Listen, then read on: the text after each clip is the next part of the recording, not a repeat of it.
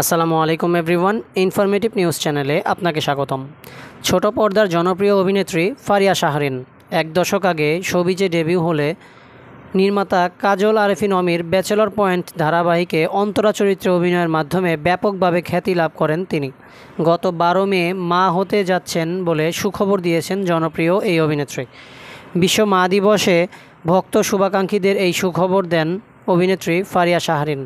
ওই দিন Facebook verified প্রোফাইলে এক স্ট্যাটাসে এই সুখবর জানিয়ে গণমাধ্যমকে তিনি বলেন, মা হওয়ার অনুভূতি ভাষায় প্রকাশ করে বোঝানো সম্ভব নয়। স্বপ্ন সত্যি হলো, আল্লাহর উপহার এটি। এই উপহার তিনি নিজ হাতে পাঠাচ্ছেন, সবার কাছে দোয়া চাই। এই অভিনেত্রী অবশ্য এই সুখবরটি নিজেদের মধ্যে সীমাবদ্ধ রাখতে চেয়েছিলেন। তার ভাবনা, তার অনেক কিছুতে বদনজর লাগে মানুষের, ফলে অসুস্থ হয়ে পড়েন তিনি।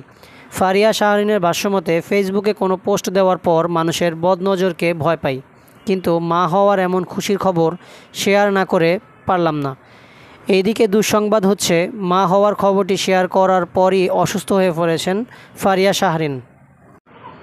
এর পেছনেও সেই বদনজরকেই দায়ী করছেন তিনি।